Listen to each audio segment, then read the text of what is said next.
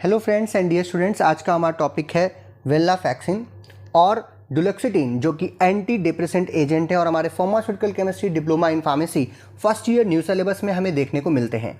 इस वीडियो में हम लोग इन दोनों एजेंट्स की chemistry, structure, nomenclature, properties, storage conditions, uses, formulations, brand names इत्यादि को आसान तरीके से समझने की कोशिश करेंगे। मैं हूं डॉक्टर प्रजनेश शुक्ला। चलिए शुरू करते हैं। तो सबसे पहले हम लोग बात करेंगे वेनलाफैक्सिन की, जो कि एक एंटी डिप्रेसेंट एजेंट है और इसकी केमिस्ट्री, स्ट्रक्चर और नॉमेनक्लेचर के बारे में अगर बात करें तो हम कह सकते हैं कि ये एक टर्शरी अमीनो कंपाउंड है। इसका क्या मतलब होता है? यानी कि कोई भी अमीनो कंपाउंड उसे हम कहते हैं जहां पर नाइट्रोजन हो इन द स्ट्रक्चर, और अगर उस नाइट्रोजन के ऊपर तीन जो हैं अलग अलग या सेम एरोमेटिक या एलिफैटिक ग्रुप लगे हो, यानी कोई भी ऑर्गेनिक ग्रुप अगर लगा हो तो उसी को हम क्या कहते हैं? Tertiary amino group. और यहाँ पर जो हमारा टर्शरी अमीनो ग्रुप है वो एग्जैक्टली है NN डाइमिथाइल इथेनामाइन। इथेनामाइन मतलब दो कार्बन की चेन है, इथेन वाली जैसी चेन है, इथाइल चेन है, और उसके एक कार्बन के ऊपर क्या लगा हुआ है? एक नाइट्रोजन लगा हुआ है, और उस नाइट्रोजन पे दो बार क्या लगे हुए हैं? मिथाइल ग्रुप लगे हुए हैं, CH3 ग्रुप लगे हुए हैं। तो इसी को हम कहेंगे NN डाइमिथाइल इथेनामाइन। अभी मैं आगे आपको स्ट्रक्चर में भी दिखा दूं तो ये आपको और क्लियर हो जाएगा। देखिए, सब कुछ भूल जाइए जो इस स्ट्रक्चर में, इन सबको हटा दीजिए, केवल इस पे ध्यान दीजिए। एक कार्बन, दो कार्बन की चेन, और इस दूसरे कार्बन के साथ ही साथ लगा हुआ है एक अमीनो ग्रुप नाइट्रोजन, और इस नाइट्रोजन के भी दोनों हाइड्रोजन्स को हटा करके क्या लगा दिया गया है यहाँ पर? CH3। तो दो ये हो गए आपके एलिफैटिक ग्रुप, या आप कह सकते हैं ऑर्गेनिक कंपाउंड, ऑर्गेनिक ग्रुप, और एक ये ऑर्गेनिक ग्रुप यहाँ से इस नाइट्रोजन के ऊपर जुड़ा हुआ है। तो ये क्या है? एक टर्शरी अमीन है। और यहाँ पे कौन सा टर्शरी अमीन है? तो हम कहेंगे कि ये है NN डाइमिथाइल इथेनामाइन। यहाँ पे देख रहे हैं, इथेनामाइन मतलब दो कार्बन की चेन और उसके ऊपर अमीनो ग्रुप, और उस अमीनो ग्रुप के नाइट्रोजन पे दो मिथाइल ग्रुप है, इसीलिए NN डाइमिथाइल इथेनामाइन हम इसे कह रहे हैं। अब ये जो NN डाइमिथाइल इथेनामाइन आपने देखा, इस पे जो नंबर 1 का कार्बन है, इस नंबर 1 के कार्बन पे या पोजीशन नंबर 1 पे जो हाइड्रोजन्स हैं उसमें से दो हाइड्रोजन को हमको क्या करना है? रिप्लेस करना है, और रिप्लेस करके डिफरेंट ग्रुप्स लगाने। सबसे पहले हम लगाएंगे 1 hydroxy cyclohexyl. This is 1 hydroxy cyclohexyl. इस कार्बन नंबर 1 पे आप देखिए एक जो है साइक्लोहेक्सिल ग्रुप है, it is not benzene, cyclohexyl, जहां पर डबल बॉन्ड्स नहीं है, सिंपल एक साइक्लोहेक्सेन रिंग लगी हुई है, और उसके भी पहले कार्बन के साथ हम इसको जोड़ रहे हैं, और उस पहले कार्बन के ऊपर एक हाइड्रोक्सी ग्रुप भी लगा है। इसी को हम कहते हैं 1 हाइड्रोक्सी साइक्लोहेक्सिल ग्रुप, या हम कह सकते हैं 1 साइक्लोहेक्सेनॉल। 1 साइक्लोहेक्सेनॉल भी इसे बोल सकते हैं, क्योंकि ये एक अल्कोहल जैसी कंपाउंड है। नेक्स्ट, अब बात करते हैं दूसरा जो यहाँ पे सब्स्टिट्यूशन है, वो है हमारे कार्बन नंबर 1 पर ही सब्स्टिट्यूशन है, जो कि एक 4 मिथॉक्सीफिनाइल ग्रुप। 4 मिथॉक्सीफिनाइल ग्रुप क्या होता है? एक आपका बेंजीन रिंग, यहाँ पर बेंजीन रिंग नहीं थी लेकिन यहाँ पे बेंजीन रिंग है, और इस बेंजीन रिंग के चौथे नंबर पे, यानी 1 2 3 4, इस फोर्थ पोजीशन पे एक मिथॉक्सी ग्रुप लगा हुआ है। मिथॉक्सी मतलब OCH3 ग्रुप लगा हो तो उसे क्या कहेंगे? मिथॉक्सी। तो इस पूरे होल को हम क्या बोलेंगे? क्योंकि ये फोर्थ पोजीशन पे लगा हुआ है मिथॉक्सी ग्रुप, इसीलिए बोल रहे हैं 4 मिथॉक्सीफिनाइल। तो ये 4 मिथॉक्सीफिनाइल भी कहाँ लगा हुआ है? कार्बन नंबर 1 पे। तो ये है एक NN डाइमिथाइल इथेनामाइन, जिसके नंबर 1 पे 4 मिथॉक्सीफिनाइल ग्रुप लगा हुआ है, और इसी नंबर 1 पे 1 हाइड्रोक्सी साइक्लोहेक्सिल ग्रुप या 1 साइक्लोहेक्सेनॉल जो है वो यहाँ पर लगा हुआ है। इसीलिए इसको कई बार साइक्लोहेक्सेनॉल डेरिवेटिव के रूप में भी कहा जाता है। तो ये इसके स्ट्रक्चर और केमिस्ट्री की बात हो गई। अब इसी स्ट्रक्चर को देख करके हम लोग इसका नॉमेनक्लेचर भी कर सकते हैं। तो इसका नॉमेनक्लेचर जो है वो साइक्लोहेक्सेनॉल डेरिवेटिव के रूप में किया जाएगा IUPAC नॉमेनक्लेचर में, और जो भी कुछ इसके अब मतलब इसके हिसाब से नाम लिखेंगे, और जो भी कुछ लगा है वो हमारा क्या हो जाएगा? एक सब्स्टिट्यूशन हो जाएगा। तो इसके पहले नंबर के कार्बन के ऊपर ही 2 डाइमिथाइल अमीनो, पहले दूसरे नंबर पे डाइमिथाइल अमीनो ग्रुप लगा हुआ है, इसीलिए 2 डाइमिथाइल अमीनो 1, और 1 नंबर पे ही क्या लगा हुआ है? 4 मिथॉक्सीफिनाइल, और ये दो कार्बन की चेन क्या है? इथाइल। तो इस तरीके से नाम लिख लिया, और किसके साथ जुड़े हुए हैं? साइक्लोहेक्सेनॉल के साथ। तो इसका नाम हो गया 1 2 डाइमिथाइल अमीनो 1 4 मिथॉक्सीफिनाइल इथाइल साइक्लोहेक्सेनॉल, जो कि इसका IUPAC नॉमेनक्लेचर है। अब बात करते हैं इसके प्रॉपर्टीज की। तो कुछ फिजिकल प्रॉपर्टीज जो कि काफी इंपॉर्टेंट हैं, जैसे कि इसका स्टेट। अगर फिजिकल स्टेट की बात करें तो ये क्रिस्टलाइन सॉलिड फॉर्म में या सॉलिड पाउडर फॉर्म में हमें देखने को मिलता है। हम कह सकते हैं कि जो इसका कलर है वो व्हाइट है, लेकिन कई बार ये ऑफ वाइट कलर का, यानी थोड़ा सा हल्का सा क्रीमी इस कलर का हमें देखने को मिलता है। मेल्टिंग पॉइंट की बात करें तो जब इसका सॉल्ट फॉर्मेशन किया जाता है, क्योंकि ये एक ड्रग है, इसका सॉल्ट फॉर्मेशन अगर हम देखें वेनलाफैक्सिन फैक्सिन का HCl के साथ हाइड्रोक्लोरिक सॉल्ट अगर इसका देखें तो उसका मेल्टिंग पॉइंट होता है 215 से 217 डिग्री सेल्सियस, जबकि अगर हम लोग इसका इथाइल एसीटेट के साथ सॉल्ट बनाते हैं तो इसका मेल्टिंग पॉइंट जो है वो 102 से 104 डिग्री सेल्सियस के बीच में देखने को मिलता है। टेस्ट की बात करें तो काफ़ी बिटर टेस्ट होता है, इसको खाने के बाद मुंह का टेस्ट जो है थोड़ा सा खराब हो जाता है। सॉल्युबिलिटी की बात करें तो वाटर में अच्छे से सॉल्युबल है ये, जबकि इनसॉल्युबल होती है एसीटोन, और सॉल्युबल है मिथेनॉल इथेनॉल में भी। इथेनॉल मिथेनॉल में तो सॉल्युबल है, वाटर में भी सॉल्युबल है, लेकिन एसीटोन में इनसॉल्युबल होती है। स्टोरेज की बात करें तो इसको हम लोग ज़्यादा हाई टेम्परेचर पे स्टोर नहीं कर सकते हैं, इसे हमें वेल क्लोज कंटेनर जिसमें एयर ना जाए, जिसमें लाइट ना पहुंचे, ऐसी जगह पे इसको बढ़िया से पैक करके रखते हैं। और जनरली इसको यूनिट यूजेस पैकेज में भी पैकेट किया जाता है, यानी जब यूज़ हो तो केवल एक आप निकालिए, एक पैकेट हो जिसको फाड़िए, इसको यूज़ करिए और बाकी चीज़ें जो हैं अलग से स्टोर हो। और इसका जो स्टोरेज है वो हम लोग जो टेम्परेचर पे करते हैं जनरली रूम टेम्परेचर पे 20 से 25 डिग्री सेल्सियस के बीच में इसको हमें स्टोर करना होता है। ना तो बहुत ज़्यादा आप हाई टेम्परेचर पर रख सकते हैं, ना बहुत ज़्यादा लो टेम्परेचर पे। इस बात का बहुत ध्यान रखने की ज़रूरत है। अब बात करते हैं हमारे आज की इस ड्रग की यूजेस की। तो हमने पहले ही बताया कि ये एक एंटी डिप्रेसेंट है, और जब हम लोग एंटी डिप्रेसेंट का क्लासिफिकेशन देख रहे थे तो हमने इस ड्रग को रखा था सिलेक्टिव नॉरएपिनेफ्रिन रीअपटेक इनहिबिटर्स के अंतर्गत। कहने का मतलब नॉरएपिनेफ्रिन, या जिसे हम लोग एनी के नाम से भी जानते हैं, ये जो है ये एक न्यूरोट्रांसमीटर है जो आपके मूड को स्विंग्स होने से बचाता है, मूड को अच्छा करने के काम में भी आता है, न्यूरोट्रांसमीटर है। तो ये जो न्यूरोट्रांसमीटर है इसके सिक्रीशन को आप कह सकते हैं बढ़ाना, या आप कह सकते हैं इसकी एबिलिटी जो है वो ब्रेन में बढ़ाने का काम हमारी ड्रग करती है, जिसकी वजह से डिप्रेशन से आपको दूर लेके जाती है। इसीलिए इस ड्रग का प्रयोग जो है वो एंजाइटी, जहाँ पे घबराहट हो रही हो, या किसी प्रकार की कोई चिंता हो रही हो, या किसी प्रकार का कोई डिप्रेशन हो रहा हो, किसी प्रकार का कोई पैनिक कंडीशन हो, लोग घबरा रहे हो, डर रहे हो, तो ऐसे कंडीशंस में इसका मैनेजमेंट करने के लिए, ट्रीटमेंट करने के लिए इस ड्रग का प्रयोग हम लोग करते हैं। साथ ही साथ इस ड्रग का प्रयोग जो है कुछ न्यूरोपैथिक पेन, जहां पर आपके जो नर्व सेल्स हैं उनमें डैमेज हो, जिसकी वजह से न्यूरल लेवल पे पेन उत्पन्न हो रहा है। कई सारी एंटीसाइकोटिक एजेंट्स को खाने से भी कई बार ऐसी कंडीशंस जो है वो आती हैं, न्यूरोलिप्टिक एजेंट्स जो होते हैं उनको खाने से। तो इसको भी साथ में दिया जाता है न्यूरोलिप्टिक एजेंट्स के साथ, ताकि ये जो न्यूरोपैथिक पेन जो उत्पन्न हो रहा है उसको रोकने में मदद करे। साथ ही साथ माइग्रेन, जो हेडेक में जो माइग्रेन जैसी कंडीशंस होती हैं उनके इलाज के भी इसका प्रयोग कम मात्रा में किया जा सकता है। अब बात करते हैं फार्मास्यूटिकल फॉर्मुलेशंस की। तो वेनाफैक्सिन के जो है वो टैबलेट्स हमको देखने को मिलते हैं, वेनाफैक्सिन के कैप्सूल देखने को मिलते हैं। इसके जो सॉल्ट फॉर्म है वेनाफैक्सिन HCl, उसके भी टैबलेट, कैप्सूल और इंजेक्शंस जो है डिफरेंट फार्माकोपियास के अनुसार हमें मार्केट में देखने को मिलते हैं। अब बात करते हैं ब्रांड नेम्स की, कुछ पॉपुलर ब्रांड नेम्स की जो कि डिफरेंट कंपनियां बनाती हैं, जिस नाम से आपको मार्केट में देखने को मिलता है। सबसे पहले है हमारा वेनफैक्स, जो कि कैप्सूल के रूप में देखने को मिलता है। माइक्रोलैब्स जो कंपनी है वो इसे बनाती है। नेक्स्ट इज वेनला, जो कि कैप्सूल के रूप में ही है, सन फार्मा उसे बनाती है। नेक्स्ट इज वेनलॉर्क XR, जो कि कैप्सूल के रूप में देखने को मिलता है, जो कि सिप्ला फार्मास्यूटिकल्स इन्हें बनाते हैं।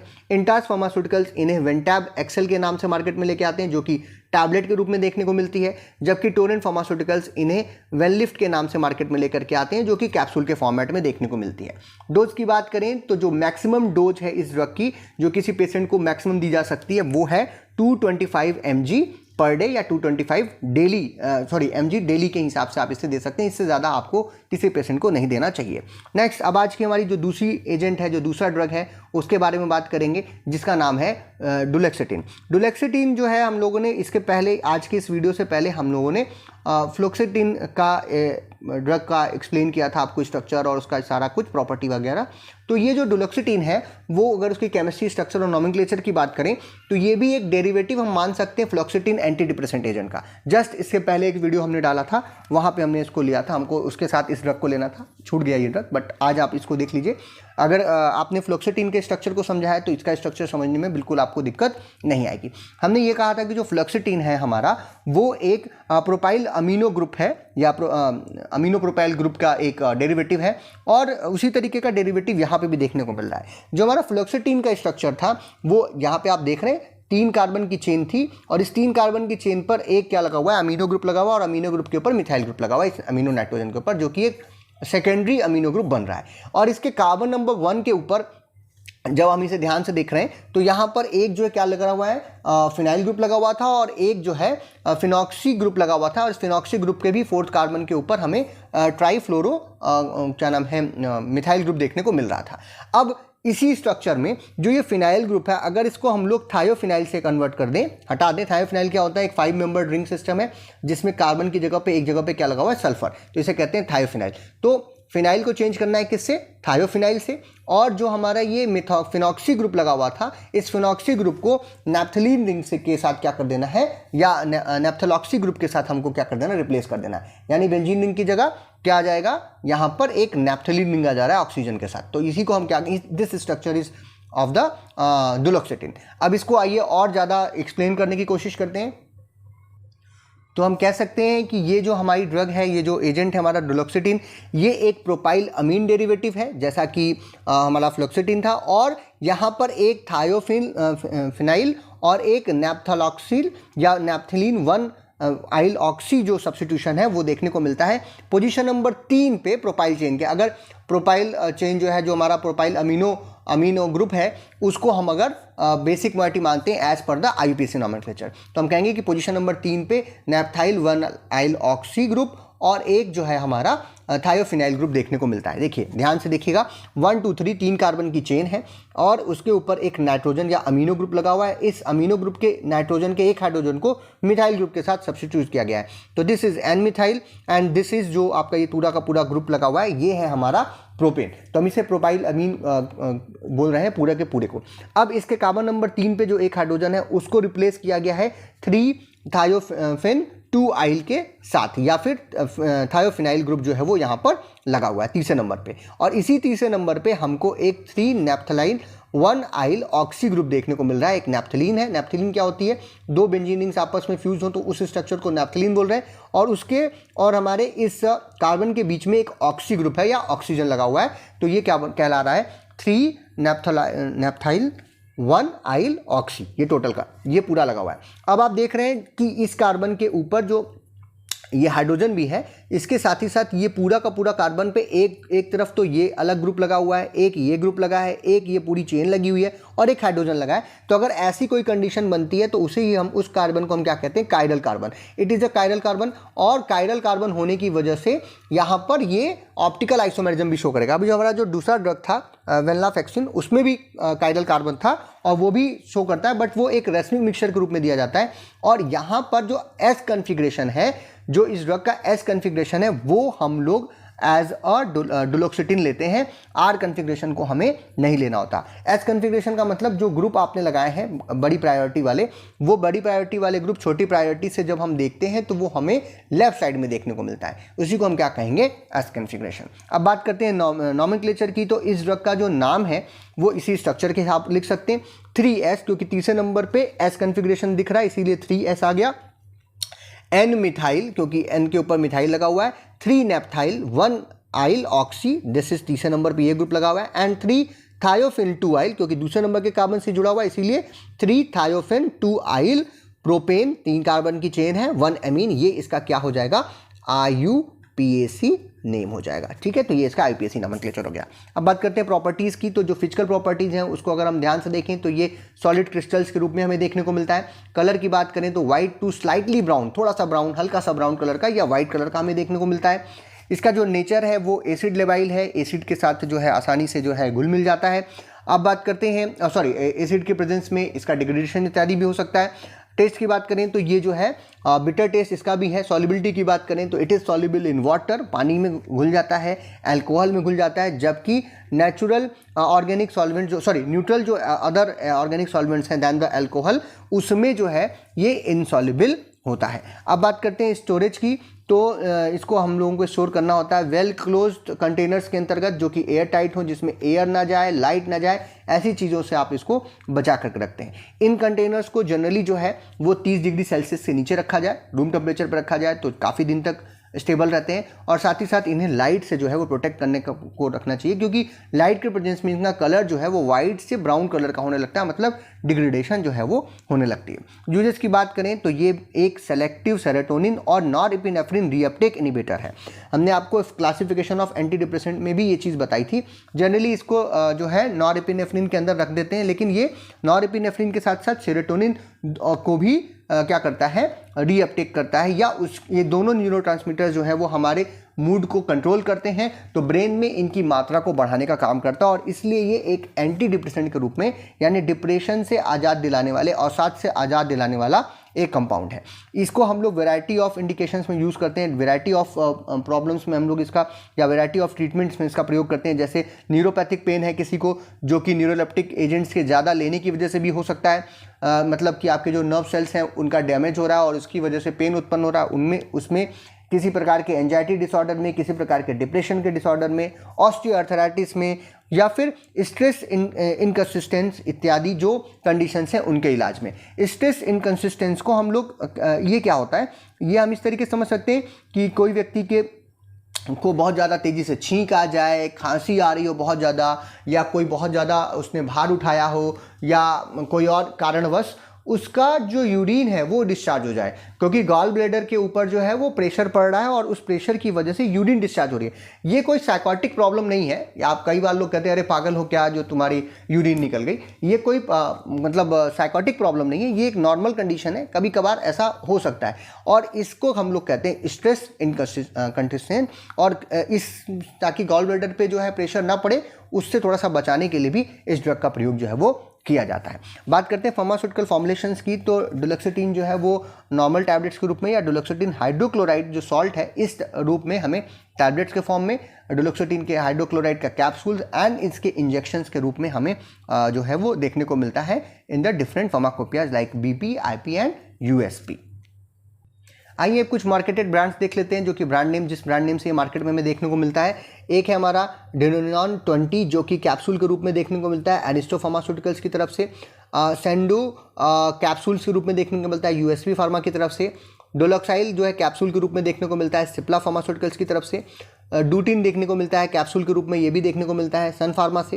टैबलेट के रूप में ये मार्केट में देखने को मिलता है डुलेरो के नाम से, जो कि एरियन हेल्थ केयर के द्वारा बनाया जाता है। एबॉट इंडिया कंपनी जो है इसे डेलोक के नाम से कैप्सूल के रूप में मार्केट लेकर के आती है। डुवेंटा के नाम से टैबलेट आती है जो कि इंटास फार्मास्यूटिकल्स बनाती हैं, और डुलॉट के नाम से कैप्सूल्स आती हैं जो कि ल्यूपिन बनाती हैं। अगर इस कंपाउंड की, इस क्या नाम है ड्रग की, इस एजेंट की अगर डोज की बात की जाए तो जो मैक्सिमम डोज है किसी व्यक्ति को दी जा सकती है जो वो है 120 mg पर डे। इससे कम ही दी जाती है, but it is the maximum dose as per the condition of the patient. तो ये था आज का हमारा टॉपिक, जहाँ पे हमने दो एजेंट्स वेनलाफैक्सिन और डुलोक्सिटिन दोनों ड्रग को देखा। हम कोशिश करेंगे कि आगे आने वाले वीडियोस में हम एक साथ दो ड्रग्स करें, ताकि आपका सिलेबस और तेज़ी से हम ख़त्म कर पाएँ और ये एक ही क्लास की ड्रग्स हों, ताकि आपको भी कन्फ्यूज़न ना हो कि दो अलग अलग क्लास के ड्रग पढ़ा रहे हैं। तो सेम क्लास के ड्रग होंगे तो यूजेस इत्यादि जो है वो सेम रहते हैं, तो इसीलिए हम लोग एक साथ इनको दो ड्रग्स को करके पढ़ रहे हैं। तो ऐसा करता हूँ कि आपको आज का वीडियो पसंद आया हो, जो आपके सिलेबस के हिसाब से, डिप्लोमा इन फार्मेसी के हिसाब से जितनी जानकारी आपको इन एजेंट्स के बारे में देनी चाहिए वो मैंने देने की कोशिश की। फिर भी अगर आपकी कोई प्रश्न हो तो आप कमेंट बॉक्स में लिख सकते हैं, हम उनको आंसर करने की कोशिश करेंगे। वीडियो आपको अगर पसंद आए तो इसे लाइक कीजिए, अपने फ्रेंड्स में शेयर कीजिए, चैनल पर नए हो तो चैनल को सब्सक्राइब कीजिए। वीडियो को देखने के लिए बहुत बहुत धन्यवाद।